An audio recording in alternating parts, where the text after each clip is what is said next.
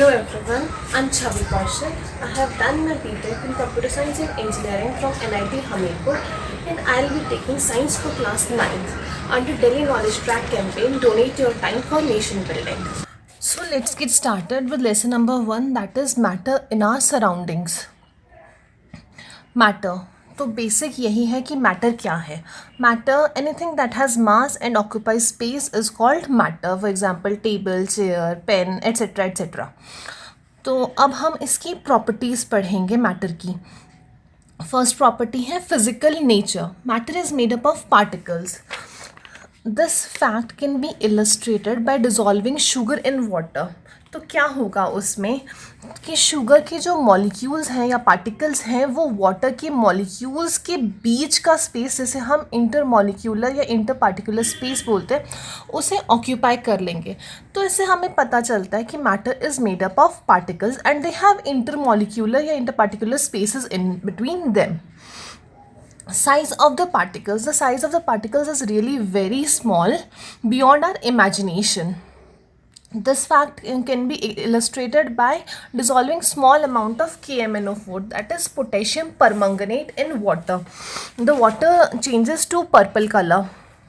So this explains that in these particles, they are very small in size. They can't be seen with naked eye. We need a special instrument to see them. Next is interparticle space. They have interparticle, and we have already explained it. Next is particles. They are in continuous movement. Since they are in continuous movement, they possess kinetic energy which is equal to half mv square, where m is mass of the particle and v is velocity of the particle. तो ये जो particles होते हैं, जैसे air के particles हैं, इन molecules हैं, they are in continuous motion. They are in continuous motion. ये हमेशा एक मोशन में रहते हैं. और इससे प्रॉपर्टी को एक्सप्लेन करने के लिए हम एक एक्सपेरिमेंट कर सकते हैं. हम एक इंसेंस स्टिक, दैट इज़ अगरबत्ती, हम एक रूम में जला सकते हैं. एंड वी विल ऑब्जर्व कि हम अगर उस रूम के ऑपोजिट कॉर्नर में, जहाँ पे अगरबत्ती जली है, उसके ऑपोजिट कॉर्नर में खड़े हों, तो हम तक उसका फ्रेग्रेंस आएगा. So this explains that particles they are in continuous movement. इनका कोई ना कोई मूवमेंट रहता है, तभी हमको एक कॉर्नर से दूसरे कॉर्नर में फ्रेग्रेंस आया है ना. This is what explains this fact. Particles they attract each other. ये स्पेशली सॉलिड्स के केस में ट्रू होता है, क्योंकि सॉलिड्स की जो पैकिंग होती है बहुत टाइट पैकिंग होती है. तो पार्टिकल्स की पैकिंग टाइट इसीलिए होगी कि वो there is some sort of intermolecular या interparticular force of attraction between them. This keeps them together. Next is states of matter. Matter exists in 3 states generally: solid, liquid और gas. और scientist ने new 2 states भी निकाली हैं, plasma and the super cool liquid. Plasma बहुत ही hot state होता है, super cool liquid बहुत ही कोल्ड स्टेट होता है. तो अब सॉलिड, लिक्विड और गैस, इनकी प्रॉपर्टीज स्टडी करेंगे. सॉलिड की properties, they have definite shape. Solid का कोई डेफिनेट शेप होएगा. Liquid, they don't have definite shape. They take the shape of the vessel they are contained in. Gas, they don't have a fix shape. They also take the shape of the vessel they are contained in. Solid, they have got distinct boundaries. Liquid, and they take the shape of the container. Gas, no distinct boundaries. Solids के case में एक fixed volume रहता है. Solids का एक fixed volume होता है. Liquids का भी एक फिक्स्ड वॉल्यूम होता है, बट गैसेस का दे don't have a fixed volume. तो क्या होता है गैस के केस में? They can be compressed. For example, liquefied petroleum gas inside cylinder. अगर हम वो प्रेशर रिलीज कर देंगे तो गैस जो है LPG वो सारे रूम में फैल जाएगी. और उसमें एक स्पेशल वो होता है, मेरकैप्टन बोलते हैं. ये उसकी स्मेल को डिटेक्ट करने के लिए, ये फाउल ओडर होता है इसका. तो हमें अगर वो, क्योंकि LPG खुद में एक ओडरलेस गैस है, तो हम उसमें मरकैप्टन ऐड करते कि इन केस अगर कोई लीकेज हो तो हम उसके फाउल ओडर से उसे डिटेक्ट कर सके. नेक्स्ट इज सॉलिड्स की नेग्लिजिबल कंप्रेसिबिलिटी होती है. लिक्विड्स की भी नेग्लिजिबल कंप्रेसिबिलिटी होती है, सेम एज दिस. और gases, they can be compressed. Can matter change it's state? Yes, it can change its state.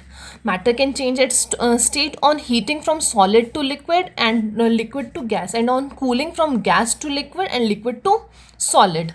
तो क्या होता है जब भी कोई हमारा मैटर को हम हीट करते हैं, तो मैटर के जो पार्टिकल्स हैं दे गेन इनको हीट एनर्जी मिलती है.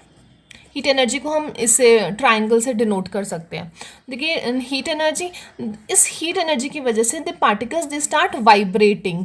वाइब्रेशन आपने पढ़ी होगी साउंड में कि अपने ही मीन पोजीशन के अराउंड ही थोड़ा थोड़ा हिलना जैसे हम बोलते हैं, वो वाइब्रेट करने शुरू हो जाते हैं. So when they vibrate they get into motion and thereby they have kinetic energy by virtue of the motion.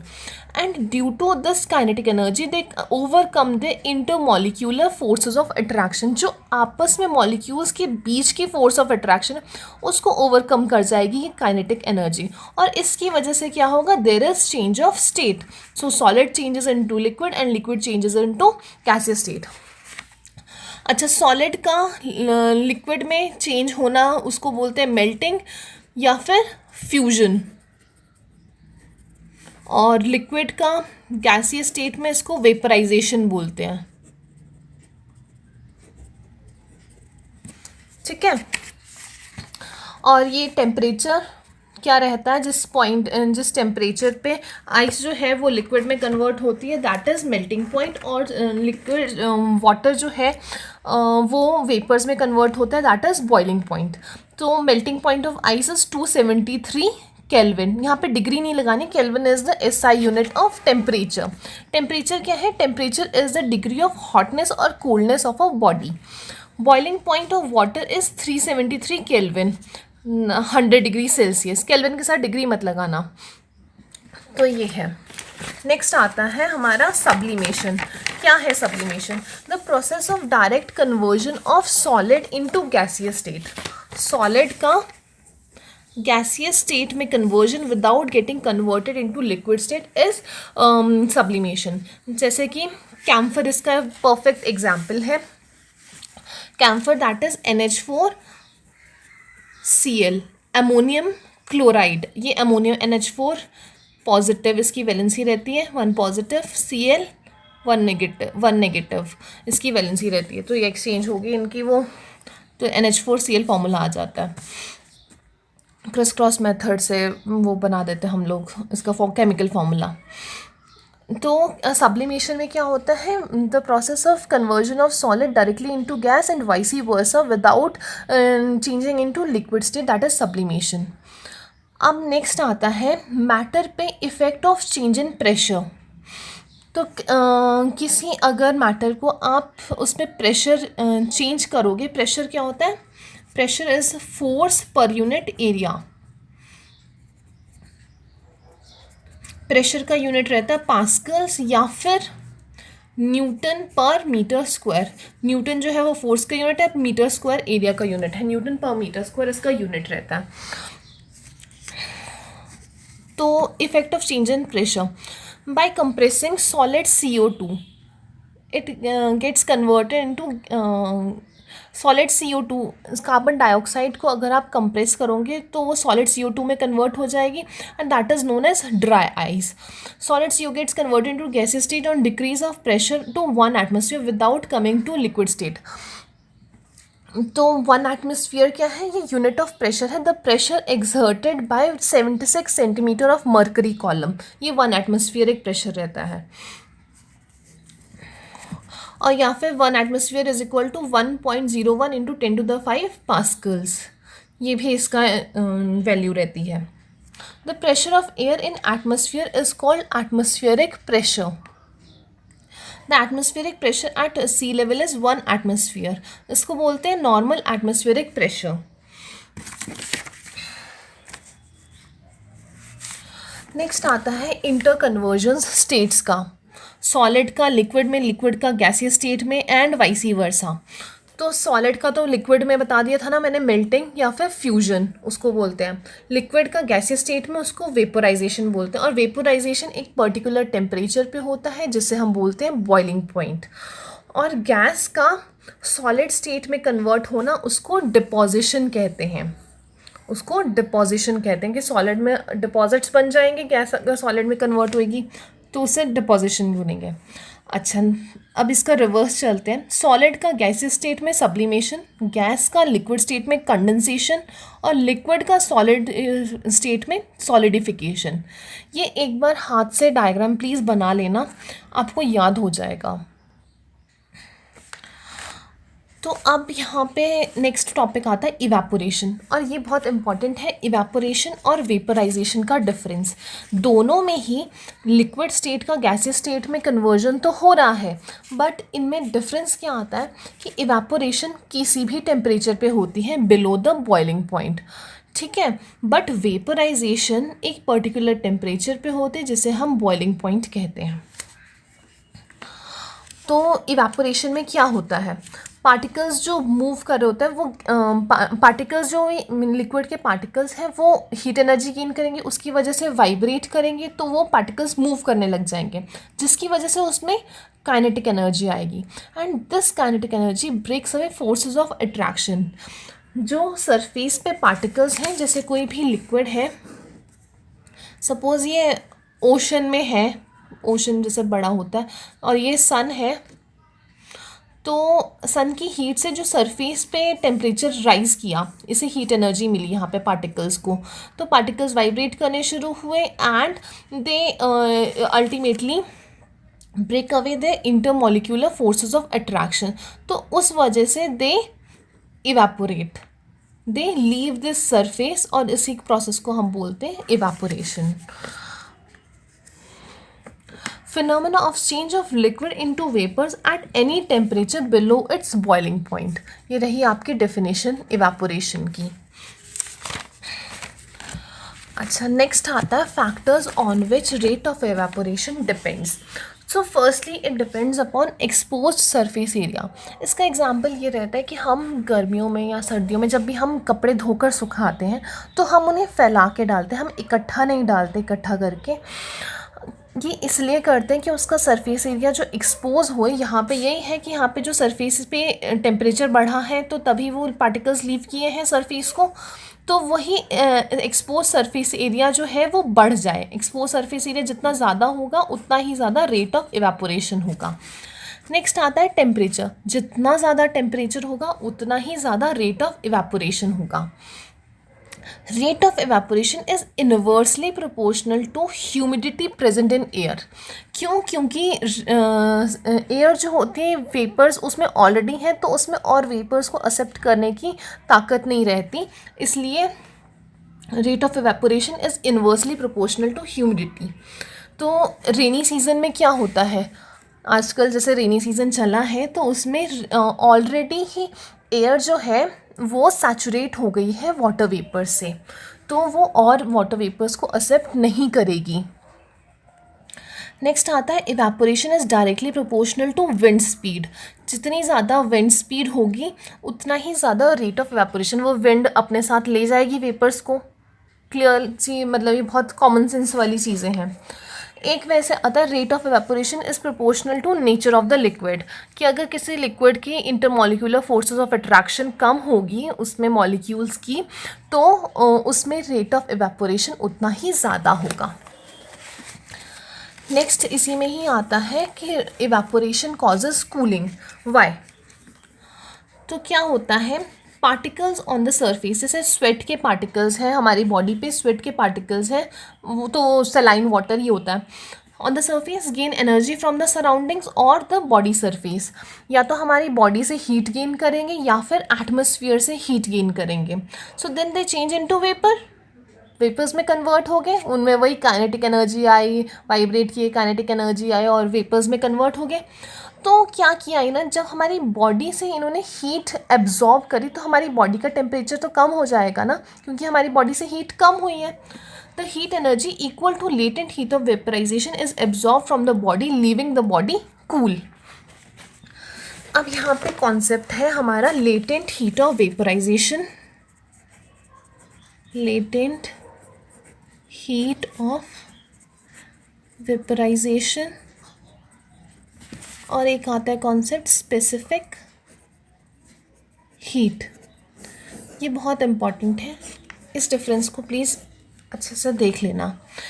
Latent heat of vaporization, the amount of heat required to change 1 kilogram of liquid into a vapor state without any change in temperature. यहाँ पे change in temperature नहीं रहता है. Without any change in temperature is called latent heat of vaporization. Latent का मतलब होता है hidden. अब इसको आप कैसे समझेंगे? समझने के लिए आप ऐसे कर लो कि यहाँ पे चेंज ऑफ टेम्परेचर नहीं हो रहा, तो जो वो हीट एब्जॉर्ब करी वो कहीं विजिबल तो नहीं हुई क्योंकि चेंज ऑफ टेम्परेचर नहीं हुआ, सिर्फ चेंज ऑफ स्टेट हुआ. चेंज ऑफ स्टेट हुआ, चेंज ऑफ टेम्परेचर नहीं हुआ, तो हमें पता ही नहीं लगा कि वो हीट एब्जॉर्ब हुई कि नहीं हुई, तो वो लेटेंट हीट रही, हिडन हीट. ठीक है. नेक्स्ट आता है specific heat. The amount of heat energy required by 1 kilogram of water to raise its temperature through 1 degree Celsius is called specific heat. ये एक पर्टिकुलर प्रेशर पे होती है दोनों ही, पर यहाँ पे 1 डिग्री सेल्सियस का टेम्परेचर रेज करने के लिए या 1 degree Celsius temperature heat energy जो रिलीज हुई and when it's 1 degree Celsius temperature is lowered, तो उसे हम स्पेसिफिक हीट कहते हैं. यहाँ पे चेंज ऑफ टेम्परेचर होता है बट चेंज ऑफ स्टेट हो भी सकता है और नहीं भी हो सकता है, पर यहाँ नहीं होता. चेंज ऑफ स्टेट यहाँ नहीं होता, यहाँ पे चेंज ऑफ स्टेट होता है. ये बहुत इंपॉर्टेंट डिफरेंस है, ये प्लीज़ नोट कर लीजिएगा.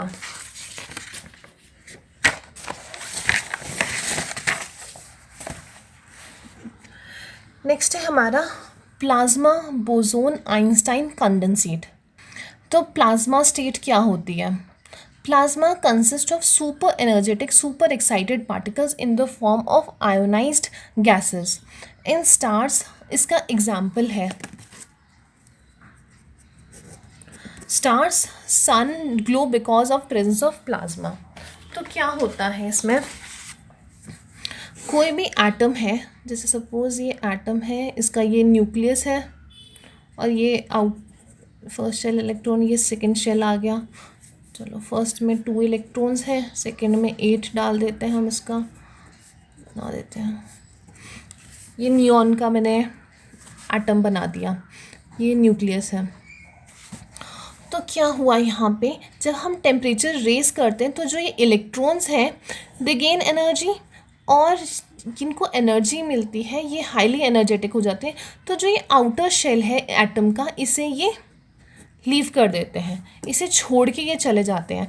अब यहाँ पे एटम में नॉर्मली क्या होता है, number of protons is equal to number of electrons.